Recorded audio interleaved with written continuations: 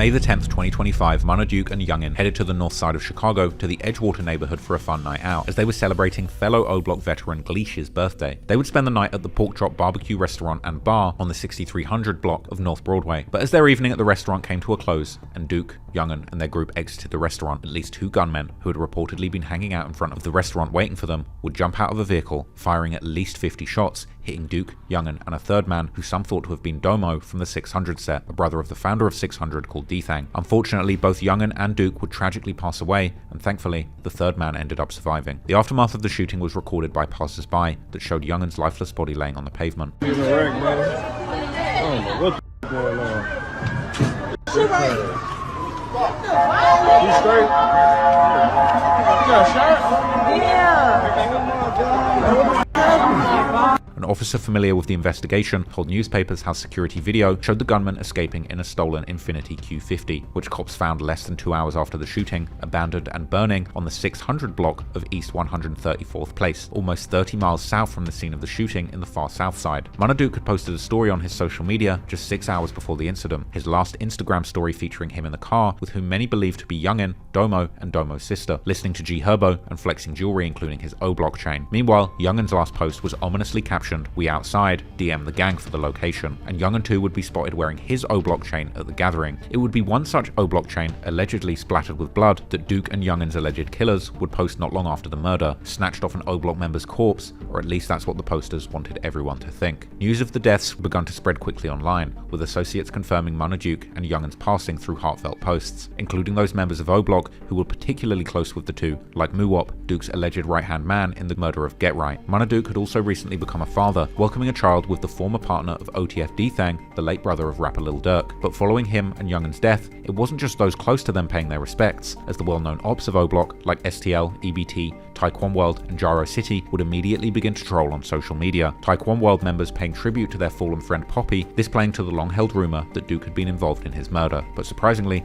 none of them would pay tribute to Get Right, which many people on Reddit would argue was actually proof that Duke wasn't one of the shooters in that case. But meanwhile, O-Block and their younger generations like TSG would make social media posts promising get back, with members of TSG announcing to the world, and probably the police, that they were already busy sliding on their ops, posting on social media asking where the ops are and that they must have gone into hiding knowing that O-Block was on hunting time. But who they were hunting is a completely different matter, as it seems that when it comes to the possible suspects, there are many different theories. One of the leading drill reporters in Chicago, or drill historian as he calls himself, Truth Teller TV, would suggest that the murder may well have been in retaliation for the murder of rapper FBG Duck, meaning that the suspects may be from the sets close by O-Block like STL EBT, aka Tukaville, where Duck was from, or possibly Taekwon World, which has many members closely affiliated with Duck's set.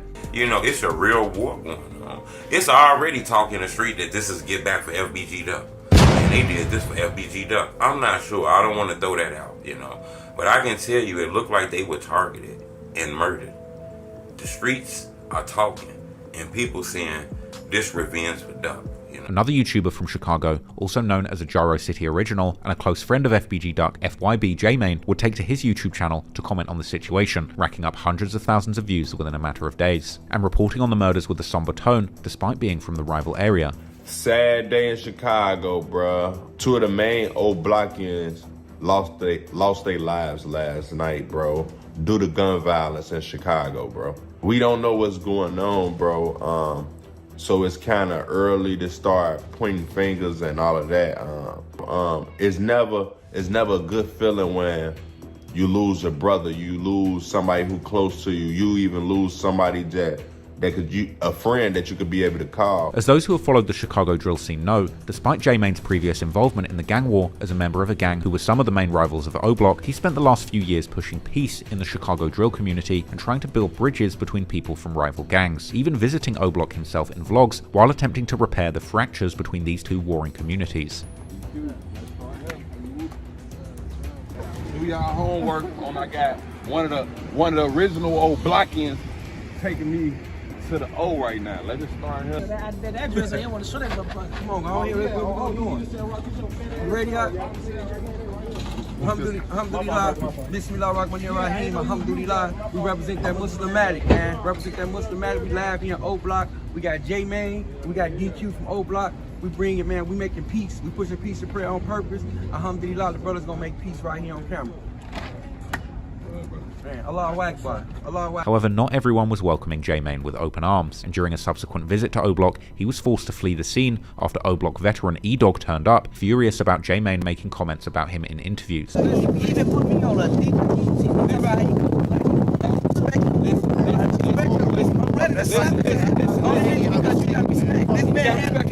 he got me on DJ. He can't do this.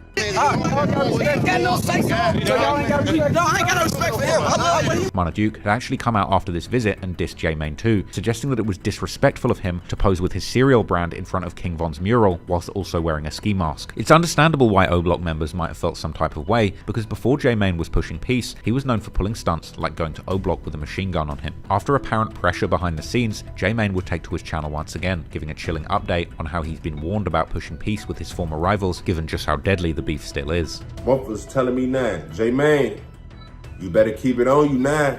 Two old blockians just got whacked. You even the whoop man out here pushing this piece, and you out here trying to stop the violence. But whole time, when shit like this happen, it's kind of a smack in the face. Do something different in my life, bro.